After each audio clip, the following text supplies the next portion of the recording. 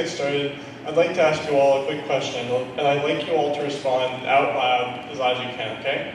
So when I ask you, I would like you all to say really loud at the same time. Are you ready? Who's the leader of the club that's made for you and me? M-I-C-K-E-Y-M-O-U-S-E. Hey there, hi there, ho there, you're as welcome as can be. M-I-C-K-E-Y-M-O-U-S-E.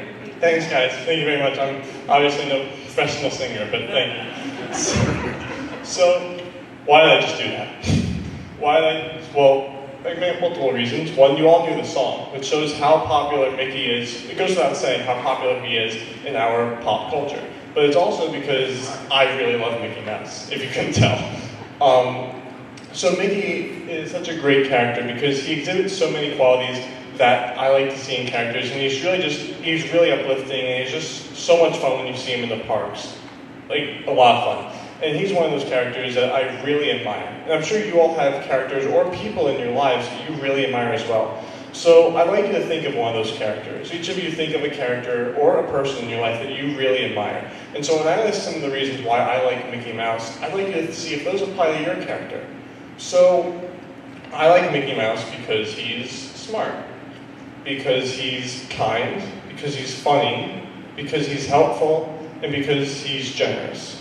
So did any of those reasons apply to your characters? Show of hands, how many had one? How about all of them? All right, pretty good. So those are reasons I like the character, and you all have those reasons for liking your own. So, in other words, those characters to us might be what we call role models. Now, the term role model was first said by a psychiatrist named Robert K. Merton when describing the ideal of any sort of occupation or feature. Now we sort of use it to describe the type of person that we aspire to be, someone who we can look up to and really just take in our lives. And in this definition, I usually consider there to be someone that I call an ideal role model. Now, the ideal role model hardly ever exists. We never really see them because there is no perfect person to say. But there are characters that come pretty darn close, and there are traits that go to those ideal role models, as I've dubbed them, that all role models should show at some point. And it lists in no particular order. They are the big 8 qualities that I like to call them.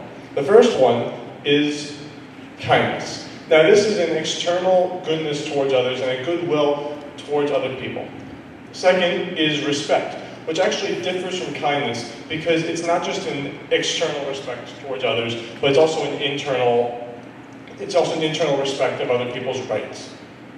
Third is community, which goes supporting your country, supporting those around you, and being a help towards other people, which all good role models are. Then we have intelligence, which goes far beyond good SAT scores. Intelligence is the clearness and independence of mind that is used to actually help other people in the process, not for your own good, but for others. Strength, which brawn and being great at sports are amazing qualities, but there's also the internal strength too, the ability to think clearly, to act for one's own self. And as I get into that, we talk about agency, which is independence of thought and independence of action, because no leader is dependent on other people. They are helped by other people, but they think about their own choices as well. Integrity goes with honesty and doing the right thing just because it's right, even when no one is looking.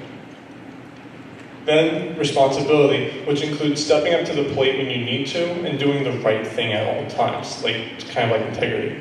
So we all agree that these are amazing traits that we all want to share and we all share. So why doesn't this speech feel exactly relevant? Why does it feel like I could give the same thing to a group of preschoolers and it would have a better resonance than it does in our main culture, in our main pop culture? In other words, what's changed? Why doesn't this feel like it should be something said at a TED Talk? So why doesn't it seem fresh? Well, one possible explanation is that times have changed. Maybe we aren't looking for these same qualities all the time anymore, and instead they just kind of fall out of the mainstream, just because of time. Well, I don't buy it. You see, I don't believe time has changed role models, because time hasn't changed us. I mean, yeah, there's noticeable differences in technology, I'm not going to say there aren't, but there's no change in who humans are and what we value. And the same role models that were then are now. There's one thing are a couple things that have changed, and I can see them all on stage. First of all, there's the lights that are blaring down right here and allowing you guys to see me. There are cameras that are filming me talk so the digital world can all see, and there's me describing the actions that great role models take. In other words, there's lights, camera, action.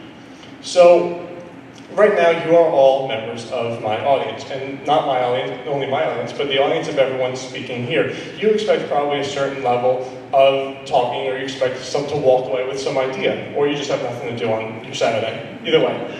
So, in other words, you expect something from me, just like you expect things from Hollywood. You expect good movies, you expect original content that is inspiring.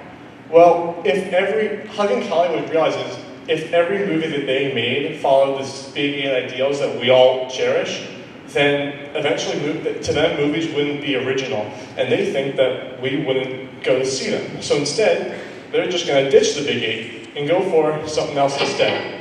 Whatever it takes to make enough money from you, the audience, because they feel that what you want to see is something diverse. And this isn't diversity in role models, but rather taking a huge leap away from what we value and just putting up all those negative symbols that you see there on the screen. It dehumanizes the media because it dehumanizes the way that we see our integral role models.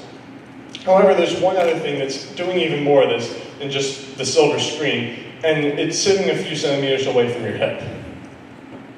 So, we've heard a lot about social media today, but one of the big things that I want to drive home with it is that social media dehumanizes our world, in that we don't see people's genuine emotions when they're putting stuff out there oftentimes. They're putting out what it takes to get enough followers and enough likes, and this isn't just people, but companies who want to get those followers, and that same kind of money from those followers. So rather than do everything along the big eight, what they're just going to do is just post, they're going to depart from it to gain more followers, and you can see this. And so when we combine the two, this becomes sort of how we see the world. Because all the stuff that's out there in the media is just all that negative stuff that contradicts those big eight, and eventually the world becomes a kind of cold, dark place when you look at it through that lens. And do you know what happens? Those great qualities, those same big eight qualities that I've been referencing, they just disappear, just like that. And the reason being is because we just see the world through this. And that's a problem. But here's the thing. I can't just stand up here and tell you all not to watch R-rated movies or to delete your Facebook account, because that ship sailed, well, Facebook ship sailed 10 years ago. And it'd be a real buzzkill to tell you you can't watch your favorite comedies or your favorite action flicks. They, in a sense, are dehumanizing the way we see the world, but there's no way of getting rid of them. Yes, they're compromising our role model values, but they're so deeply ingrained into this pop culture that we have. Just like Mickey Mouse was, because think about it, you all knew the song, so therefore it's so ingrained into our media.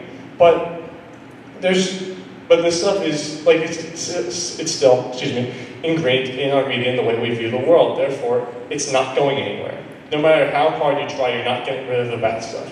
And that's just the thing. I like to think of pop culture as this sort of wave, and this wave follows the tide of trends. I know I'm great at naming things, but this tide of trends picks up whatever's popular in it, whatever it wants in the digital culture gets put into this. So you probably recognize a lot of those symbols, and it's because that these things are what's popular. They're what's in society. And it's largely made by Hollywood and social media, because that's what's put out there on the internet and what we see. Okay, well, where does Hollywood, who do they want to impress? Namely, where do they get their inspiration? Well, they get it from the audience, us, because they perceive that we want to see certain things, so they're going to put what they want out there for us to see. Well, if that's the case, then doesn't that mean that we are the wave of pop culture? Doesn't that mean that we are the ones in charge?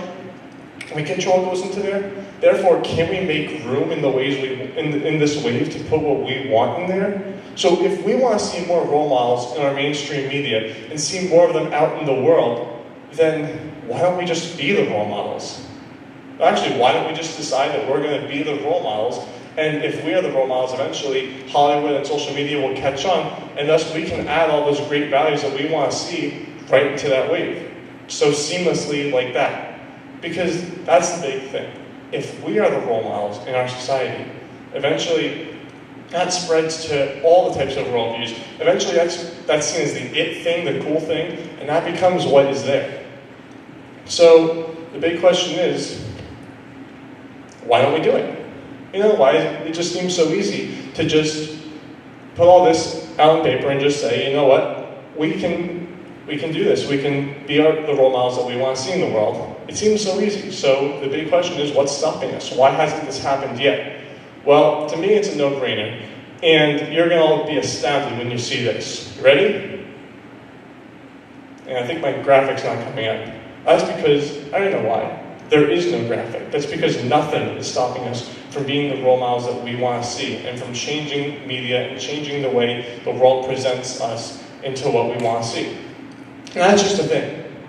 The world that we have, it doesn't have to be a dark one devoid of role models. It can have all of them, and it can have all of them there. And since we are in control of pop culture, we can control what gets out there, and then we can put those same values that we love into our pop culture. And therefore, characters like Mickey Mouse and all those characters that you love, that we want to see in the world, don't just have to be reserved for when you see them at Disney World or for fond memories of the past, but they can be ever present in our world. And therefore, we all have a job to do. It's a kind of a role for us all, simply to be the role models. It's a straightforward conclusion, but it's a necessary one we get by just looking at the world, saying, we want to see more role models out there, so let's follow the big 8 ideals and just be those role models. And then we won't have just added more role models into the media and into the pop culture, but we'll have added them in ourselves and in our non-pop culture, but just who we are as people. Therefore, I can only really conclude the way that my own role model might. See you real soon.